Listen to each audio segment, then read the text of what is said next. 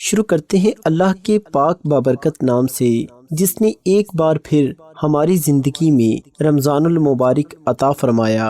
عورتیں تراویح کی نماز کیسے پڑھیں؟ تراویح پڑھنے کا آسان طریقہ سیکھیے۔ حضرت عائشہ صدیقہ رضی اللہ تعالی عنہا فرماتی ہیں کہ رسول اللہ صلی اللہ علیہ وسلم نے رمضان کی ایک رات مسجد میں نماز تراویح پڑھائی۔ لوگوں نے آپ صلی اللہ علیہ وسلم کے ساتھ نماز پڑھی۔ پھر دوسری رات میں شرکا زیادہ ہو گئے۔ تیسری یا چوتھی رات آپ صلی اللہ علیہ وسلم نماز تراویح کے لیے مسجد میں تشریف نہ لائے اور صبح کو فرمایا، میں نے تمہارا شوق دیکھ لیا ہے اور میں اس ڈر سے نہیں آیا کہ کہیں یہ نماز تم پر رمضان میں فرض نہ کر دی جائے، چونکہ رسول اللہ صلی اللہ علیہ وسلم نے خود اپنے خلفائے راشدین کی سنت پر عمل کرنے کا تاکیدی حکم دیا ہے، لہٰذا ان کا کیا ہوا عمل بھی خود رسول اللہ صلی اللہ علیہ وسلم کی سنت کی مانند ہے، اور ان کی اطاعت بھی رسول اللہ صلی اللہ علیہ وسلم کی ہی اطاعت ہے۔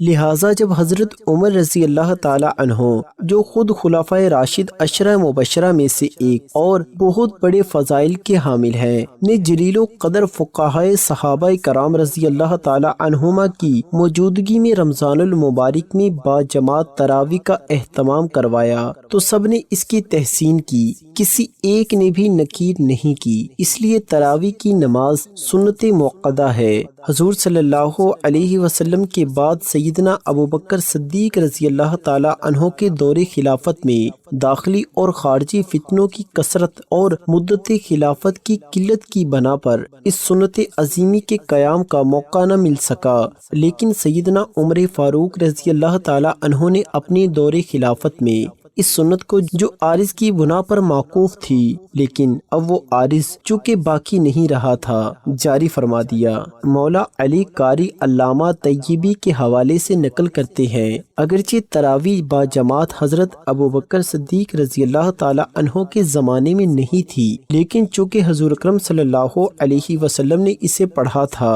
اور حضرت عمر فاروق رضی اللہ تعالی عنہ ان لوگوں میں تھے جو اس حقیقت سے باخبر تھے، انہوں نے دائمی طور پر جاری فرما دیا تو انہیں اس کا بھی اجر ہے، اور قیامت تک جو لوگ عمل کرتے رہیں گے ان کا بھی اجر ہے۔ بخاری شریف میں حضرت عائشہ رضی اللہ تعالی عنہا کی روایت میں ہے، ایک رات رسول اللہ صلی اللہ علیہ وسلم مسجد میں تشریف لائے اور نماز پڑھی۔ لوگوں نے بھی آپ صلی اللہ علیہ وسلم کے ساتھ نماز پڑھی۔ ان نمازیوں نے صبح ہونے پر دوسرے لوگوں کو بھی بتا دیا تو دوسری رات مجمع بہت بڑھ گیا اور آن حضرت کے ساتھ لوگوں نے نماز ادا کی۔ تیسری رات باتیں سن کر لوگ اکٹھے ہو گئے، حتیٰ کہ مسجد کی تنگ و مانی ظاہر ہونے لگی۔ اس شب صبح کی نماز سے فارغ ہو کر آپ صلی اللہ علیہ وسلم نے لوگوں پر متوجہ ہو کر ارشاد فرمایا کہ میں خطرہ محسوس کرتا ہوں کہ کہیں تم پر یہ نماز فرض نہ کر دی جائے اور پھر تم اسے پڑھ نہ سکو گے۔ تراویح کی نماز جس طرح مردوں کے لیے پڑھنا ضروری ہے، اسی طرح عورتوں کے لیے بھی اس نماز کو پڑھنا ضروری ہے۔ بہت سی عورتیں اس غلط فہمی کا شکار ہوتی ہیں، وہ یہ سمجھتی ہیں کہ شاید تراویح کی نماز صرف مردوں کے لیے پڑھنا ضروری ہے، عورتوں کے لیے اس نماز کو پڑھنا ضروری نہیں ہے، حالانکہ یہ بہت بڑی غلط فہمی ہے۔ یاد رکھیے گا، تراویح کی نماز سنت موقدہ ہے، بغیر کسی شرعی عذر کے اگر اس کو چھوڑیں گے تو گناہ گار ہوں گے۔ مرد بھی پڑھیں گے اور عورتوں کے لیے بھی اس نماز کو پڑھنا ضروری ہے۔ اگر عورتیں اس نماز کو بغیر کسی شرعی عذر کے چھوڑیں گی تو گناہ گار ہوں گی، اس لیے عورتیں بھی اس نماز کو ضرور پڑھیں۔ اب مسئلہ یہ ہے، مرد حضرات تو مساجد چلے جاتے ہیں جہاں باقاعدہ تراویح کی نماز جماعت کے ساتھ ادا کی جاتی ہے، لیکن خواتین گھر کے اندر اس نماز کو کس طریقے سے پڑھیں؟ اس نماز کے پڑھنے کا طریقہ کیا ہے؟ اس نماز کی نیت کیسے کریں گے؟ اس نماز میں کون سی صورتیں پڑھی جائیں گی؟ سب سے پہلے تو ہم عشاء کے 4 فرض پڑھیں گے۔ عشاء کی نماز کے 4 فرض پڑھنے کے بعد پھر ہم 2 سنت موقدہ 2 سنت ادا کریں گے، اس کے بعد وتر نہیں پڑھیں گے۔ پھر 20 رکعت تراویح کی نماز ادا کی جائے گی۔ 20 رکعت تراویح کی نماز پڑھیں گے۔ 20 رکعت تراویح کی نماز پڑھنے کے بعد پھر وتر پڑھیں گے۔ 4 فرض پڑھ لیں، 2 سنت پڑھ لیں، اس کے بعد 20 رکعت تراویح کی نماز پڑھنے کے بعد پھر وتر پڑھیں گے، 4 فرض پڑھ لیں، 2 سنت پڑھ لیں۔ اس کے بعد پھر 20 رکعت تراویح کی نماز ہے اور وہ 20 رکعت 2 رکعت کر کے پڑھی جائیں گی، یعنی 2 رکعت پڑھ کے سلام پھیر دیں گے۔ پھر اس کے بعد 2 رکعت اسی طرح سے 2 رکعت کر کے 20 رکعت تراویح کی نماز ادا کریں گے۔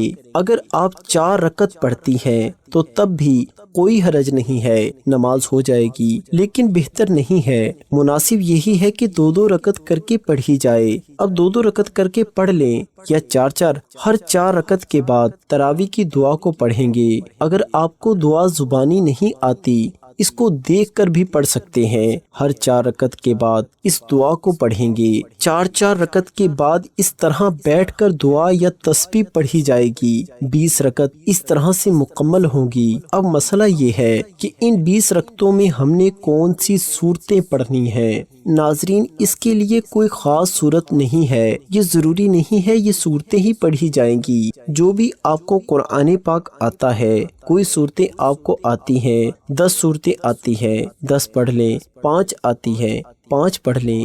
جب وہ 10 صورتیں ختم ہو جائیں، ابھی تراویح کی نماز باقی ہے تو پھر دوبارہ سے ان کو دوہرا لیں۔ ابھی بھی باقی ہے تو پھر دوبارہ سے دوہرا لیں۔ اس طریقے سے تراویح کی نماز جو صورتیں آپ کو آتی ہیں وہ صورتیں پڑھتی جائیں گی اور اسی طرح 20 رکعت تراویح کی نماز ادا کریں گے۔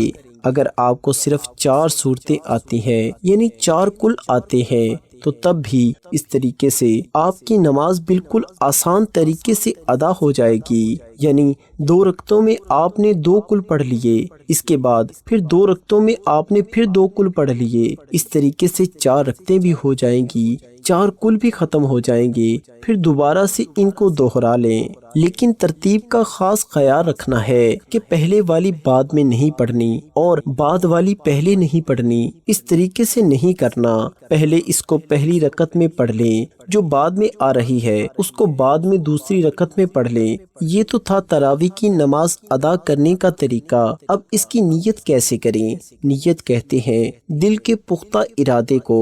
زبان سے نیت کرنا کوئی ضروری نہیں ہے، کوئی لازم نہیں ہے، کوئی شرط نہیں ہے۔ دل کے اندر جو آپ کا ارادہ ہے، آپ کھڑی ہوئی ہیں، آپ نے دل کے اندر ارادہ کیا ہے کہ میں 2 رکعت تراویح کی نماز پڑھتی ہوں، بس یہی نیت ہوگی۔ اس کے علاوہ کوئی زبان سے نیت کرنا یہ کوئی ضروری نہیں ہے، لیکن علماء کرام بیان فرماتے ہیں کہ زبان سے نیت کرنا یہ مستحب ہے۔ اگر آپ زبان سے نیت کریں تو اس طرح بھی کر سکتے ہیں کہ میں نیت کرتی ہوں 2 رکعت نماز تراویح واسطے اللہ تبارک و تعالی کے، منہ میرا کعبہ شریف کے، اللہ اکبر۔ یہ طریقہ ہے نیت کرنے کا زبان سے، لیکن کوئی ضروری نہیں ہے۔ 20 رکعت ختم ہو جانے کے بعد پھر دعا پڑھیں گے۔ دعا کرنے کے بعد پھر وتر کی نماز پڑھی جائے گی، کیونکہ ہم نے پہلے وتر کی نماز نہیں پڑھی تھی۔ پھر چاہے تو آگے نفل بھی پڑھ سکتے ہیں، چاہے تو نہ پڑھیں، وہ آپ کی مرضی ہے۔ وتر پڑھنے کے بعد آپ کی نماز ختم ہو جائے گی۔ یہ نماز تراویح ادا کرنے کا طریقہ ہے۔